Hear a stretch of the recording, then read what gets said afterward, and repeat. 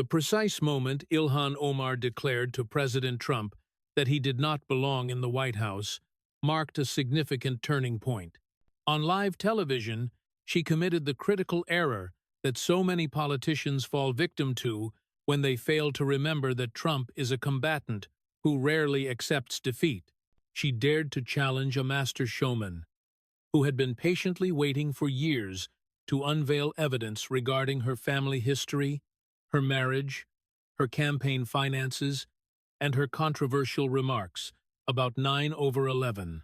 CNN had organized America's town hall as a presidential conversation, conceiving it as an opportunity to interrogate Trump on immigration policy. They had invited Ilhan Omar as a representative voice to challenge him, expecting her to deliver viral soundbites regarding racism and xenophobia that would subsequently dominate the news cycle. For days, the network had spent weeks promoting the event as a crucial conversation about American values and the necessity of holding power accountable. They had assembled their finest fact-checkers, positioning them in a back room, ready to defend Omar in real time. They had positioned their cameras to capture every uncomfortable moment for Trump, every dodge and deflection they were certain he would attempt. They had briefed their moderator on how to press Trump while affording Omar the space to make her arguments.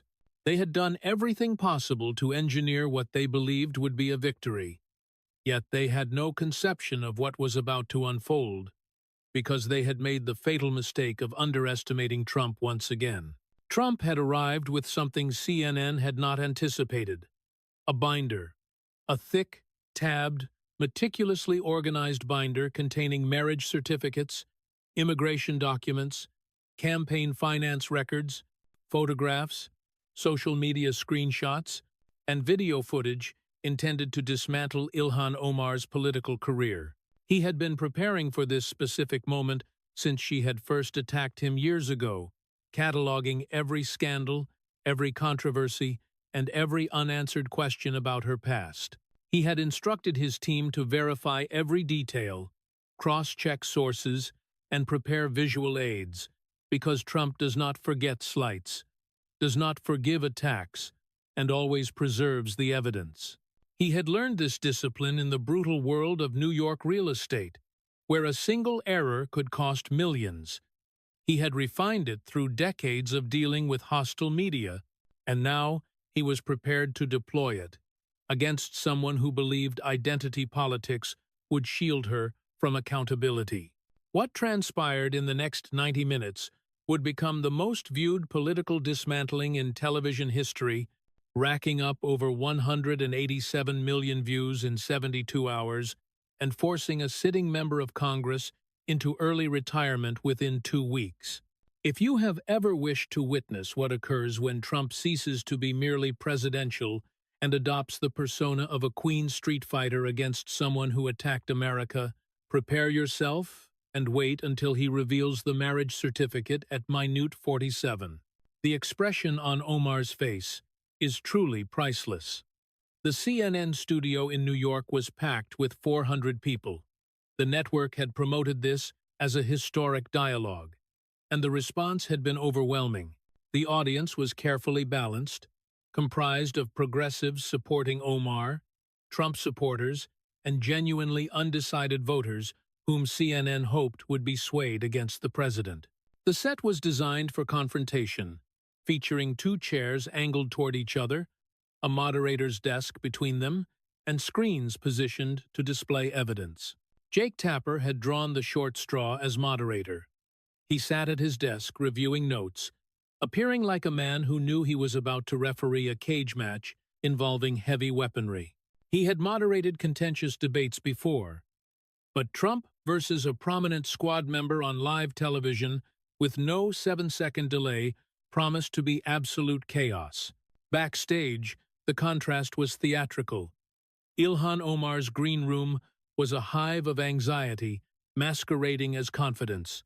With 6 staffers coordinating talking points, a crisis communications team preparing accusations of Islamophobia for every possible attack. two attorneys reviewing what she could and could not say without legal consequences, and a media consultant practicing responses to the allegations regarding her brother and marriage. Omar herself sat reviewing note cards with responses to anticipated attacks, convinced that CNN would protect her and that allegations of racism would silence Trump, just as they had silenced so many others. Trump's green room was entirely different. It was just him, his binder, and a Diet Coke. There were no panicked staffers, no crisis team, and no lawyers telling him what he ought to say. It was just Trump being Trump, reviewing his ammunition one more time, practicing his timing on certain lines, and grinning at the thought of what he was about to do. He had built a business empire in the cutthroat world of New York real estate. He had won the presidency against every prediction, and now he was going to dismantle a congresswoman who had made the mistake of attacking him personally. 5 minutes, Mr. President, a production assistant called nervously. Trump stood, straightened his red tie, and headed for the stage with the confident stride of someone walking into his own boardroom. Ilhan Omar walked out first, to applause from her section, and respectful acknowledgement from others. She wore a red hijab that matched her blazer, designer clothing that likely cost more than most Americans' monthly salary, and the confident expression of someone who thought she knew how this scenario would play out. She had attacked Trump dozens of times before. She had faced criticism and survived, and she believed this would be no different. She had no idea what was coming. President Trump walked out 30 seconds later to thunderous applause that lasted nearly 40 seconds, so long that Jake Tapper had to gesture for quiet. Trump wore his signature dark suit, white shirt, and red tie.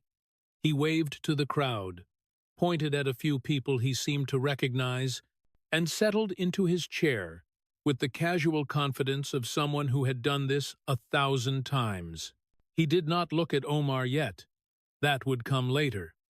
Jake Tapper began his introduction, laying out the format and emphasizing civility, and Trump smiled slightly, knowing civility was not going to last long.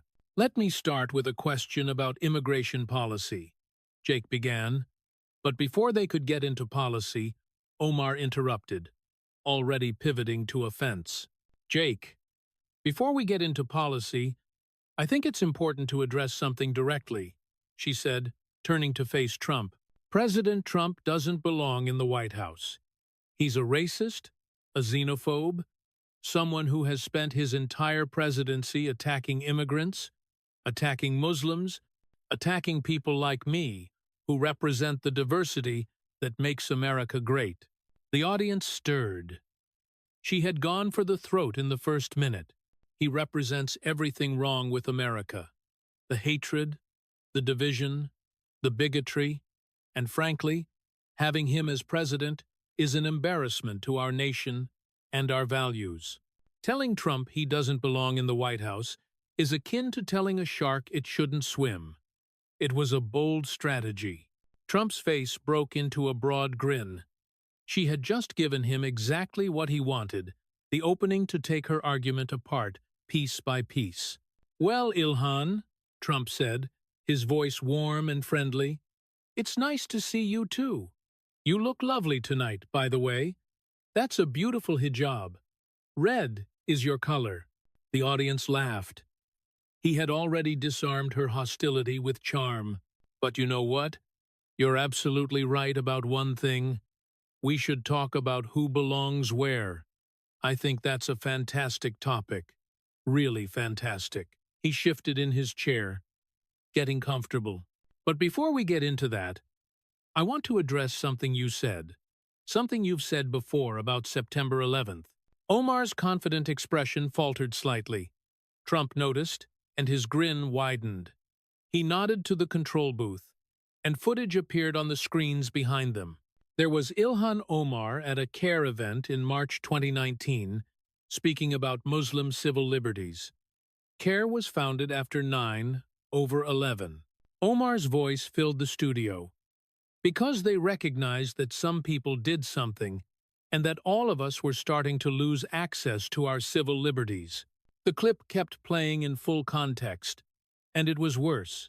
She said it dismissively, with a shrug, as if the worst terrorist attack in American history was a minor detail on the way to her point about victimhood. Trump let the clip finish. Let it sit in the air. Let the audience absorb what they had just heard. Some people did something, Trump repeated slowly, letting each word land. That's what you said. That's how you described September 11th, 2001, the murder of nearly 3,000 Americans, the worst terrorist attack on American soil in our nation's history. His voice dropped, becoming quieter and more serious. Trump at his most effective. I was in New York City that day, Ilhan.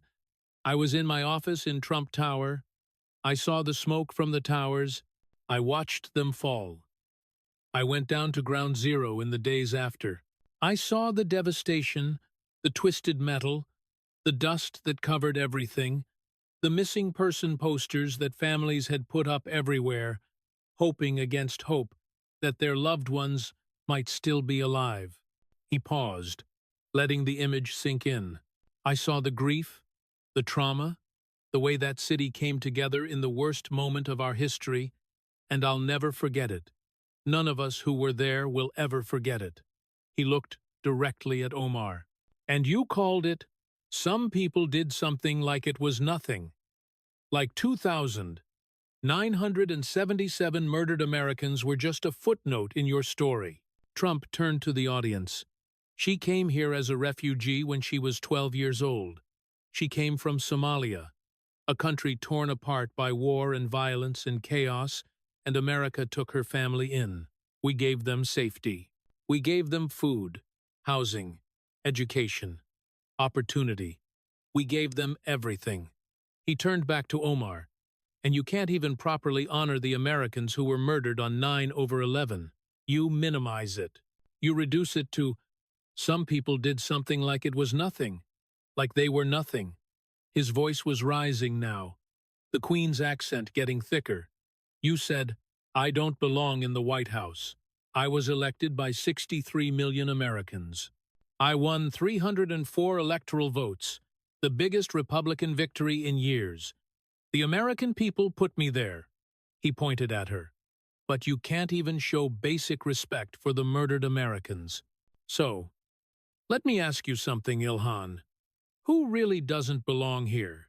The president who was elected by the American people to defend this country, or the Congresswoman who minimizes the worst attack on American soil? The audience erupted in applause.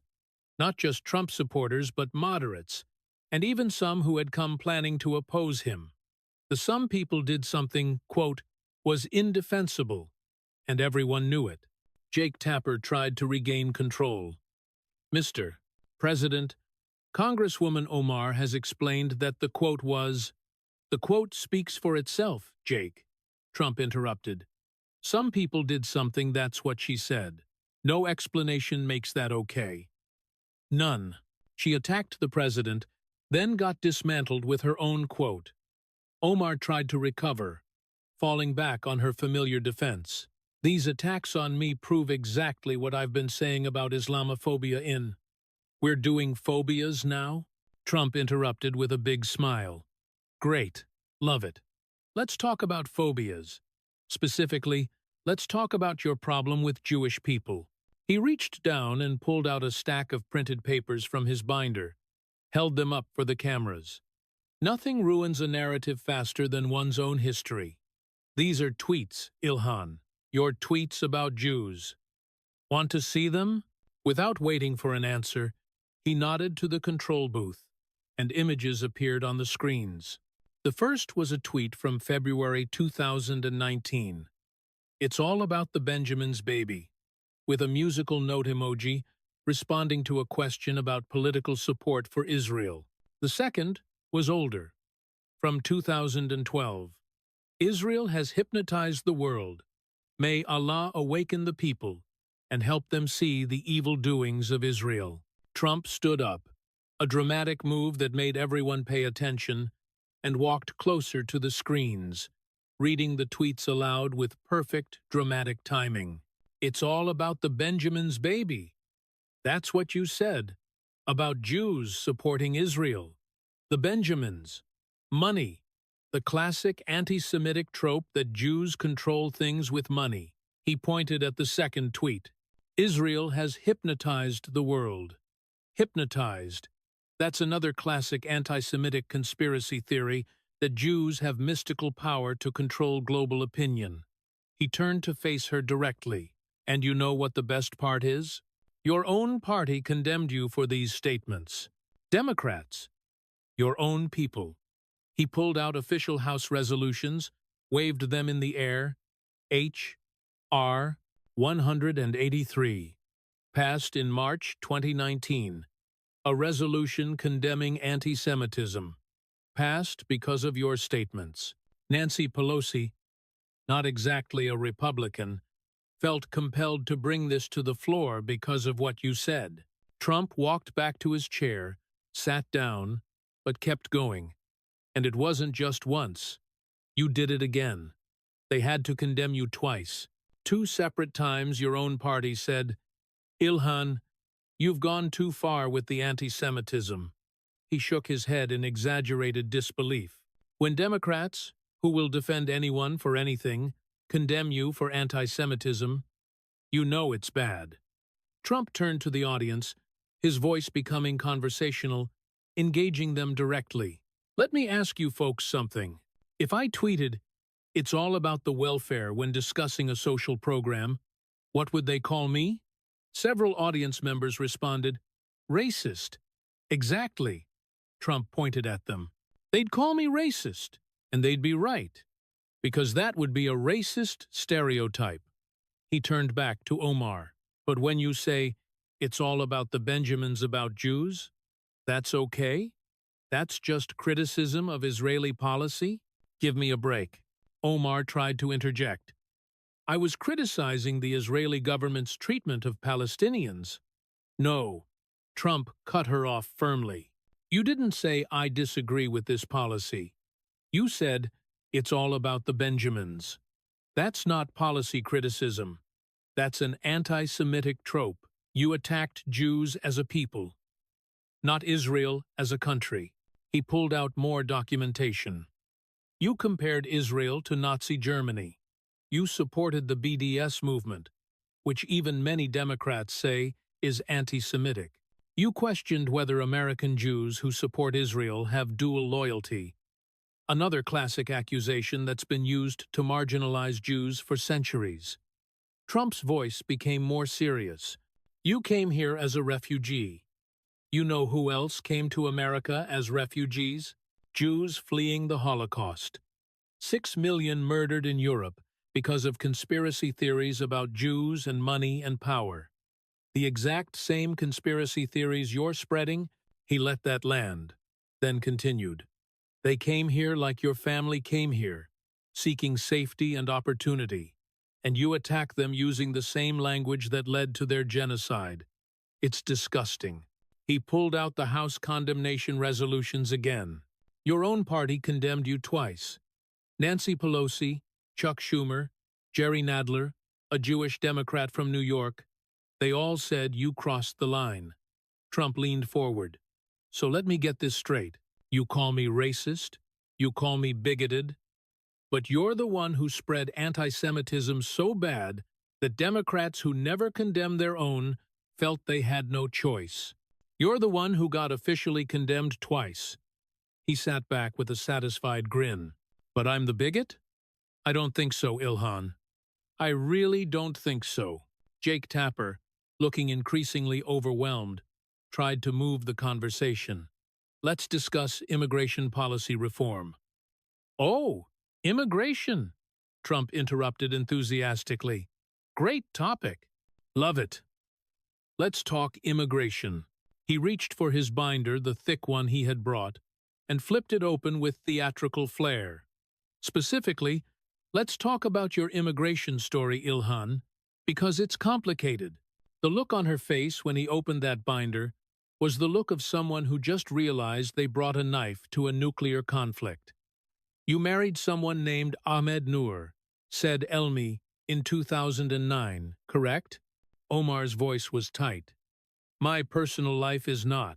Yes or no? Trump pressed, his businessman negotiating tactics on full display. Simple question. Did you marry Ahmed Noor, said Elmi in 2009? Yes, but thank you. Trump smiled. Now we're getting somewhere. You married him in 2009, but you were already in a relationship with Ahmed Hirsi, right? Having his children? He pulled out a timeline, and it appeared on the screens. Let me walk everyone through this because it's like a soap opera. A really confusing soap opera. The timeline appeared in a clear, easy-to-read format. It detailed a religious marriage to Ahmed Hirsi in 2002, which was not legal, followed by children being born. A separation from Hirsi in 2008. A legal marriage to Ahmed Noor Said Elmi in 2009. Living with Hirsi again by 2011 while legally married to Elmi, with more children born with Hirsi. A divorce from Elmi in 2017, where she claimed she could not locate him. A legal marriage to Hirsi in 2018. A divorce from Hirsi in 2019. And a marriage to Tim Minett, her campaign consultant, in 2020. Trump let the timeline speak for itself for a moment, then continued. 4 different men, multiple overlapping relationships. Your marriage history is more complicated than my real estate holdings. And that's saying something. The audience laughed. Even some Omar supporters couldn't help it. But here's the interesting part. Ahmed Noor, Saeed Elmi, your legal husband from 2009 to 2017, the guy you couldn't locate for your divorce. Where did he go, Ilhan? Trump pulled out photos and displayed them on the screen. These are photos that investigators found. You and Elmi as children in Somalia. Same family, same household. Look at these. The photos showed a young Omar and Elmi in what appeared to be family settings. School records from Somalia. Same parents listed. Same household. More documents appeared. Social media posts from your family members before you had them delete everything. Calling Elmi your brother. Screenshots of old Facebook and Instagram posts, the relevant portions highlighted. Immigration documents with, well, let's call them irregularities. Birth date that matches your brother's birth date from other records. Trump looked directly at Omar. Multiple investigations by journalists, by Minnesota state agencies, by federal authorities, have found evidence suggesting that Ahmed Noor Saeed Elmi is your brother. The audience gasped. Even though the allegations had been public for years, hearing a former president state them directly on live television was shocking. Now, Trump continued, holding up his hands, I'm not saying this is true. I'm just saying people are saying it. Lots of people. Very smart people. Investigators. Journalists. They're all saying you married your brother to commit immigration fraud, to get him into the country or give him citizenship status. Omar tried to respond. That's a disgusting racist conspiracy theory. Then prove it wrong, Trump shot back. That's all you have to do.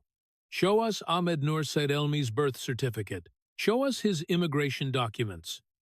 Take a DNA test. If this is false, you have all the evidence to prove it. He gestured expansively. I've dealt with false accusations my whole life. In business, in politics, you name it. And you know what I do? I provide evidence. I sue people. I prove them wrong. It's easy. When you have the truth on your side, he pointed at her. But you won't release anything. No documents, no records, no DNA test. Why? If this is a racist conspiracy theory, if it's false, prove it. You're a member of Congress. You have access to all these documents. Release them. Silence from Omar. Complete silence. Trump pressed the advantage. Let me tell you what we can prove. Even without the brother allegation, you've got major problems. He pulled out Minnesota Campaign Finance Board documents. You filed joint tax returns with Ahmed Hirsi in 2014 and 2015. That's documented by Minnesota investigators. But you were legally married to Ahmed Nur Said Elmi during those years. The documents appeared on the screen, official state letterhead, violations clearly noted. That's tax fraud, Ilhan. Not alleged, not conspiracy theory. Documented, proven, admitted. You paid a fine to Minnesota for violations, including improper tax filings. He held up the fine documentation. You paid the fine. You never explained what you did. You just paid it and moved on, hoping the media wouldn't cover it. And they didn't. But I did my homework. Trump turned to the audience. Can you believe this, folks? We gave her family refuge from Somalia. We saved them, gave them safety, opportunity, education, everything. And she potentially games the immigration system, commits fraud to bring in someone who might be her brother. He turned back to Omar, and his voice became harder. You lecture me about immigration. You want open borders. No ICE, no enforcement, amnesty for everyone. You attack anyone who thinks immigration laws should be followed. He shook his head.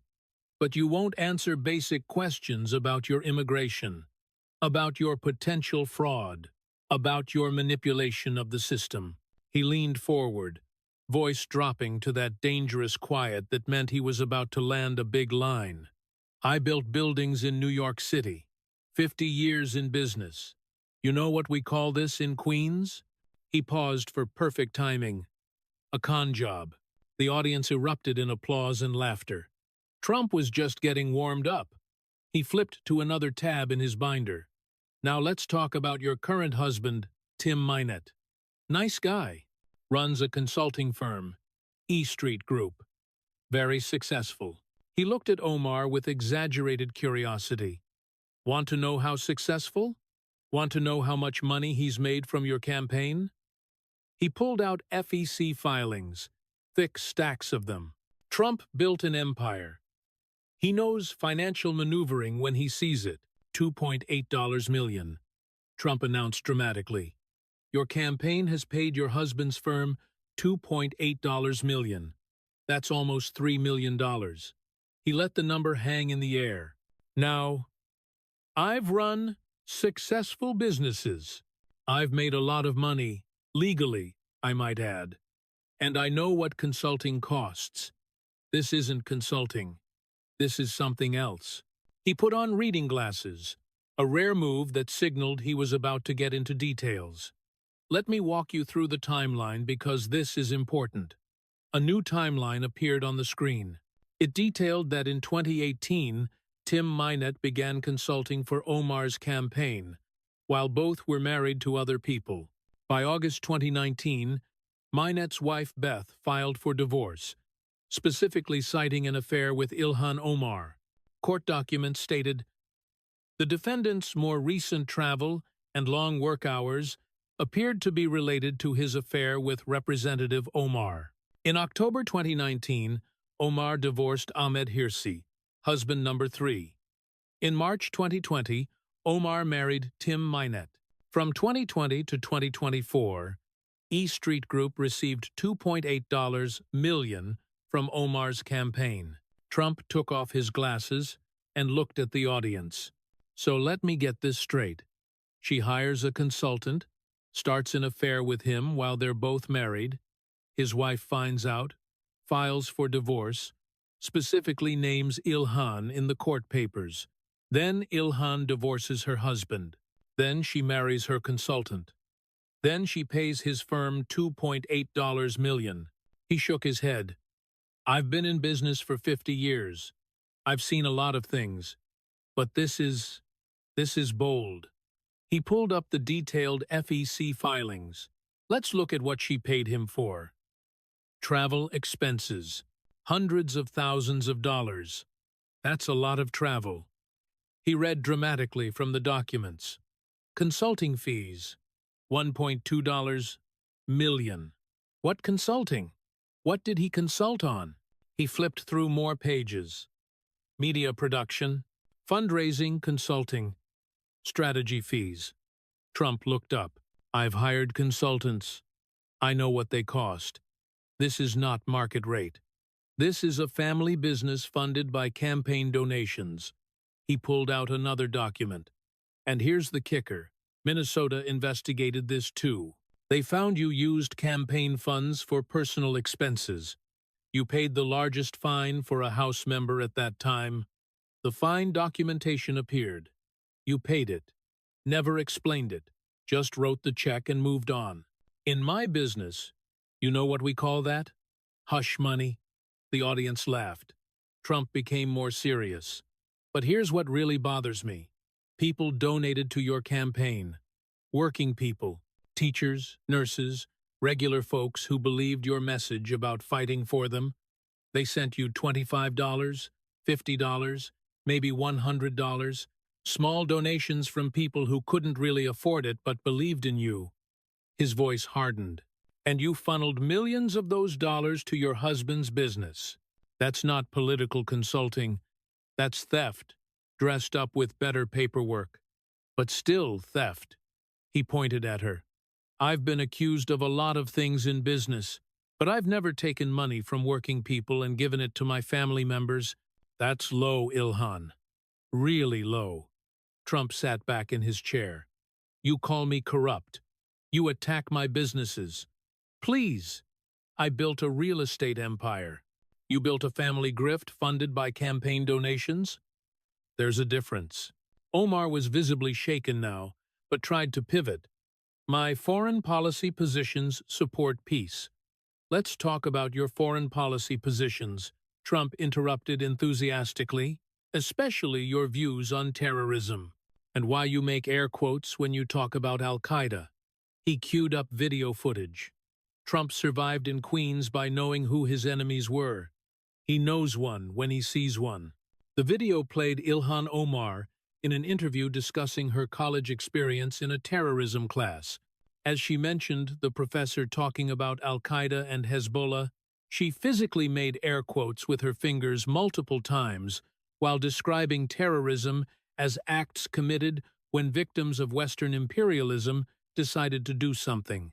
Trump let the entire clip play, said nothing, just let America watch her make air quotes about terrorist organizations that had murdered thousands of Americans. When it finished, Trump turned to her. Air quotes. You made air quotes when saying Al-Qaeda and Hezbollah? Like they're not real? Like terrorism is just made up by the West? His voice became harder.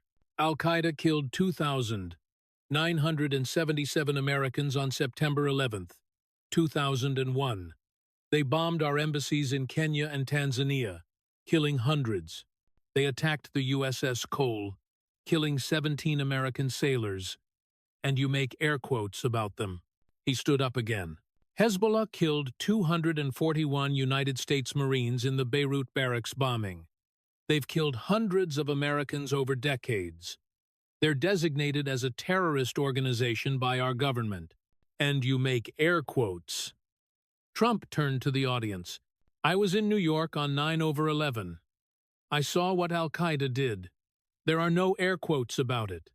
It was real. The deaths were real. The terrorism was real. He turned back to Omar. But you describe it as victims of Western imperialism deciding to do something. That's not analysis. That's justification. You're excusing mass murder as a reasonable response to policy disagreements. Trump began ticking off points on his fingers. You minimized 9/11 as some people did something. You made air quotes for Al-Qaeda and Hezbollah. You compared the United States to the Taliban and Hamas in a CNN interview. You consistently downplay Islamic terrorism. Every single time you're asked to condemn it, you add a but about American policy. He pulled up more footage. Omar's trip to Somalia in 2022. You went to Somalia. Look at this.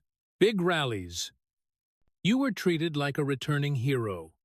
The footage showed Omar addressing enthusiastic crowds in Mogadishu, speaking in Somali, being celebrated. You didn't visit victims of al-Shabaab, the Somali terrorist group. You didn't talk about the Americans they've killed. You held political rallies. You talked about Somali nationalism. He replayed a specific clip where Omar said, "Ask us what country we are from."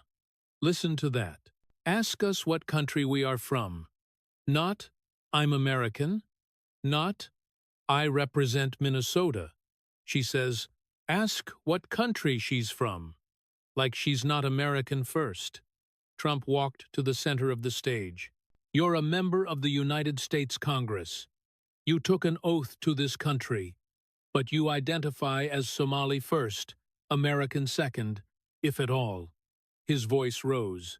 So let me ask you directly, Ilhan, whose side are you on? Because from where I sit, looking at your pattern of minimizing terrorism against Americans, making air quotes about terrorist organizations, identifying as Somali over American, it doesn't look like you're on our side. The audience began chanting, USA! USA! USA! Jake Tapper tried to restore order, but Trump just smiled and let it go on for a few seconds before gesturing for quiet. They know whose side they're on, Trump said. Omar was desperate now, grasping for any defense. I'm grateful for the opportunities America has given me. Show me, Trump challenged immediately. Show me one time, just one, where you defended America without attacking it. Trump is from Queens. He doesn't do subtle. Time for the knockout. One speech, one interview, one tweet, where you say something positive about America without adding but or however or immediately criticizing us. He gestured expansively. Go ahead. I'll wait. The whole country is waiting. Omar opened her mouth, clearly searching her memory, but couldn't come up with anything. Trump let the silence stretch uncomfortably long, then turned to the audience. She can't do it, folks. She literally cannot name one time she's defended America without attacking it. He nodded to the control booth, and a compilation video began playing. America was founded on genocide. America is not the moral leader of the world. American imperialism. America is an empire built on stolen land. Clip after clip, quote after quote, all of Omar attacking America. Her voice, her words, her consistent pattern of hostility. Trump let it play for a full minute, then had them cut it off. And that's just a sample. I could show you hours of this. Her entire career is built on attacking America.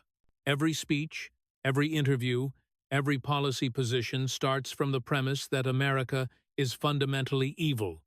He pulled up statistics on the screen. Let's compare Somalia to America, just so we're all clear on what she left versus what she came to. The numbers appeared, contrasting the severe challenges in Somalia regarding GDP, life expectancy, corruption, and rights, with the prosperity and freedoms found in America.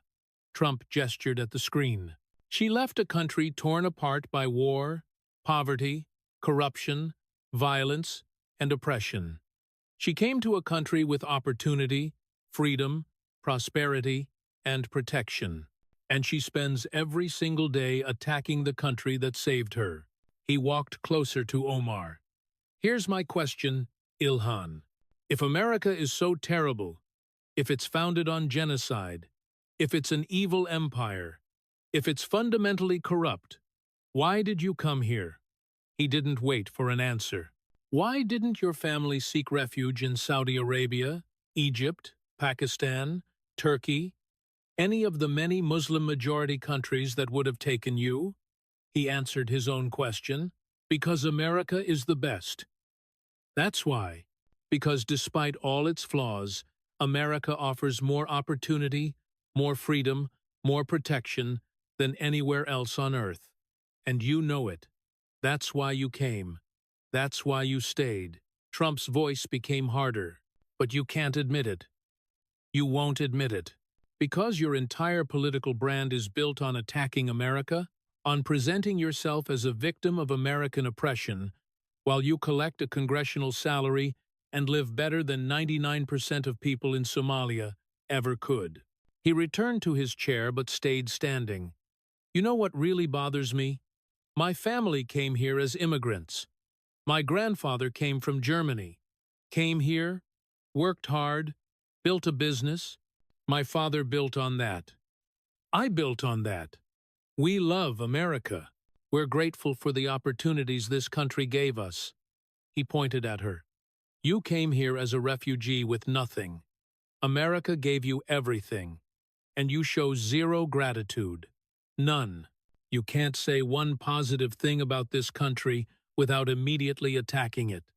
Trump paused, and the entire studio went quiet. Everyone knew something big was coming. I'm going to say something now, and CNN is going to lose their minds. The media is going to attack me, but I'm going to say it anyway, because it's what millions of Americans are thinking. He looked directly at Omar. If you hate America so much, if it's so terrible, so evil, so corrupt, then leave. The audience exploded, half in applause, half in gasps. Jake Tapper looked like he wanted to cut to commercial. Trump talked over the noise. I mean it. If America is as bad as you say it is, leave. Go back to Somalia. Try being in Congress there. See how that works out for you. He waited for quiet, then continued more calmly. Or stay here, which you will, because you know America is the best country on earth. And be grateful. Show some appreciation. Defend the country that saved you. Love it. His voice became firm. Those are your options. Love it or leave it. But you don't get to stay here. Cash congressional paychecks, enjoy all the benefits of American citizenship, and attack this country every single day. That's not how this works. Trump sat down. I'm not saying America is perfect. It's not. But it's the greatest country in the world.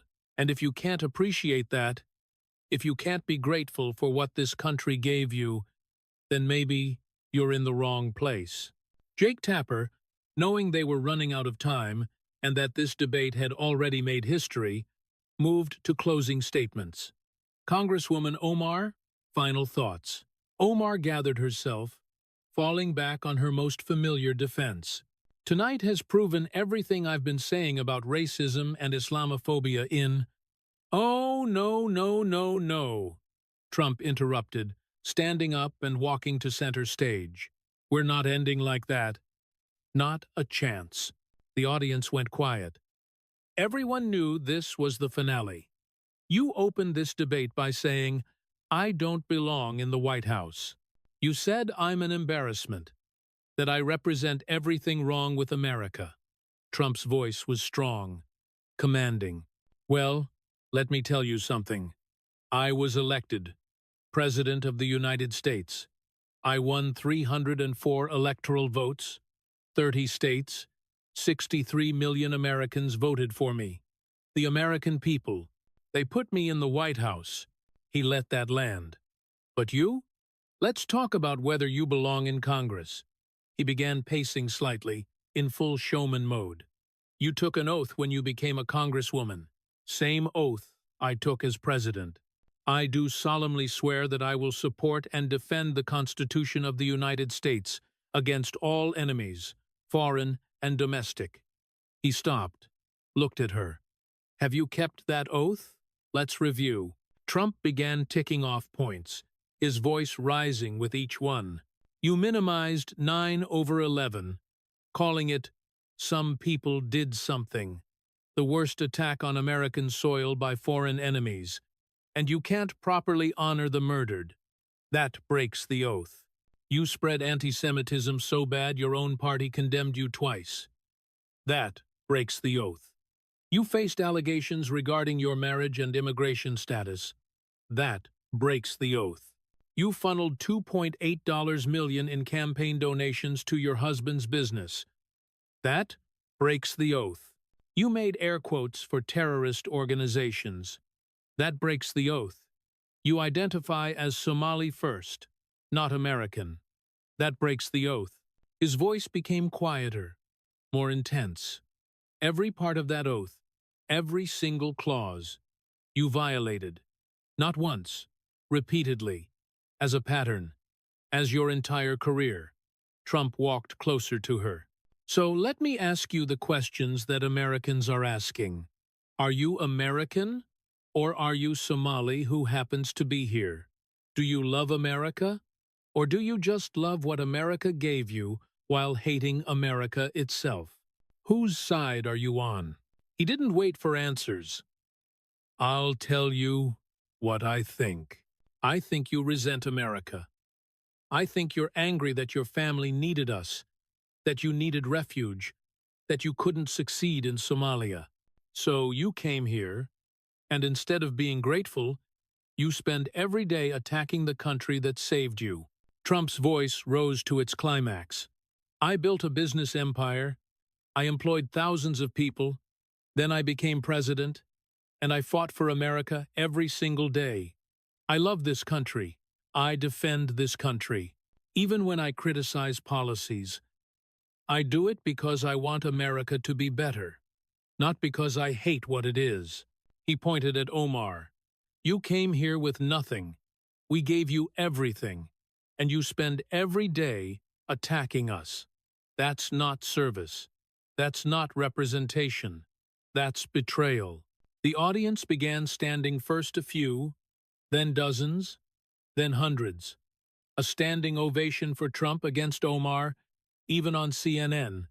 Trump raised his voice over the applause. You want to know who belongs in the White House? Someone who loves America. That's me. He pointed at Omar. You want to know who doesn't belong in Congress? Someone who hates America while cashing its checks? That's you. The ovation grew louder. Jake Tapper had completely lost control. Omar sat frozen, unable to respond, unable to defend herself, unable to do anything but absorb the complete dismantling of her political standing. Trump walked back to his chair, sat down, and looked at the camera with a satisfied smile. Folks at home, you've seen the evidence tonight. Her own words, her own tweets, her own actions. You decide who belongs where. I trust the American people. I always have. The video hit the internet before Omar had even reached her car. Within 1 hour, it had 23 million views across all platforms. Within 24 hours, 89 million views. Within 72 hours, 187 million views, the most watched political moment in modern history. Love it or leave it became an instant cultural phenomenon. Within hours, it was on T-shirts being sold outside Trump rallies. By the next day, it was trending globally on every social media platform. By the end of the week, it was a movement. At Trump rallies across the country, the chant changed. Instead of "lock her up," crowds now chanted "send her back," in reference to Omar. The energy was electric, the message clear. Conservative media exploded. Mainstream media couldn't ignore it. The view numbers were too big, the story too viral. CNN was forced to cover their own debate extensively. The New York Times ran multiple fact checks and had to admit that most of Trump's allegations were based on documented evidence. The "some people did something" clip became the most infamous political quote since deplorables. It played everywhere. The allegations regarding her marriage, long dismissed by mainstream media as conspiracy theory, suddenly became front-page news. CNN, The Washington Post, the New York Times outlets that had refused to cover the story were now forced to investigate because Trump had made it too big to ignore. Minnesota state investigators announced they were reopening their examination of Omar's immigration and tax records. Federal authorities confirmed they were reviewing the documentation. The House Ethics Committee announced a formal investigation. Ilhan Omar's political career was effectively over, and everyone knew it. Her office went silent for 36 hours after the debate. When she finally tweeted, "It was predictable. Tonight's racist attacks by Trump prove why we must continue fighting against hatred and Islamophobia. I will not be silenced." The response was brutal. Over 200,000 comments in 3 hours demanded she address the specific allegations rather than deflect. Even the squad's defense rang hollow. Trump had used Omar's own words, her own tweets, her own documented actions. Crying racism didn't work when the evidence was undeniable.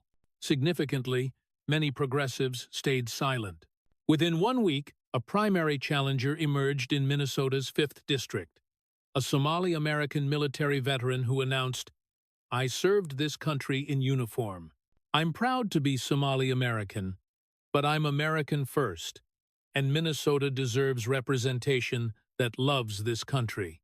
His first-week fundraising reached $4.7 million. Polling in Omar's district showed her approval collapsing. 2 weeks after the debate, Ilhan Omar held a press conference, voice shaking, and announced she would not seek re-election. "After much reflection and consultation with my family, I've decided to step aside from Congress." Everyone knew the truth. Trump had dismantled her career in 90 minutes. The cultural impact extended far beyond politics. "Love it or leave it" became the defining phrase of a movement. Conservative groups organized rallies in major cities. Millions of Americans who had felt afraid to express patriotism suddenly felt empowered. Military veterans organized nationwide "Thank you, Trump" events. Even moderate Democrats privately admitted that Omar had been a liability. 3 weeks after the debate, Trump held a rally in Minneapolis. Over 30,000 people attended. When he mentioned Omar's retirement announcement, the crowd erupted in cheers that lasted 5 minutes. "We did it, folks," Trump said with his signature grin. "We asked the questions the media wouldn't ask. We brought the receipts they wouldn't bring." And America responded. The rally crowd began chanting, "Love it or leave it." Trump let it go on, then raised his hands for quiet. You know what the beautiful thing is? We didn't destroy her. She destroyed herself. We just made everyone look at what she'd actually said and done. That's all we did. This wasn't just a debate. This was the moment when everything Ilhan Omar had built her narrative, her shield of identity politics, came crashing down because she made the fatal mistake of challenging someone who never backs down. Donald Trump spent 50 years in the cutthroat world of New York real estate.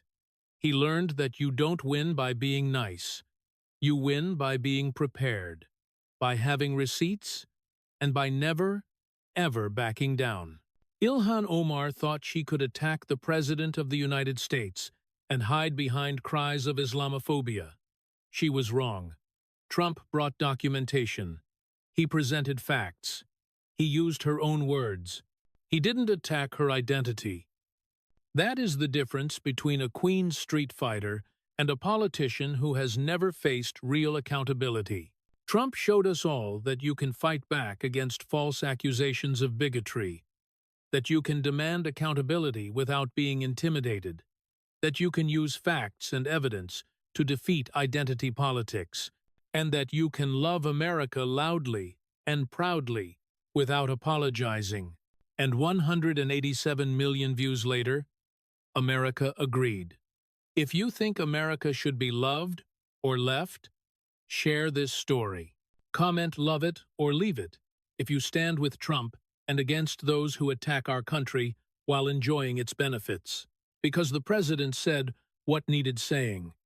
You don't get to hate America and represent America at the same time. The choice is simple. Love it or leave it.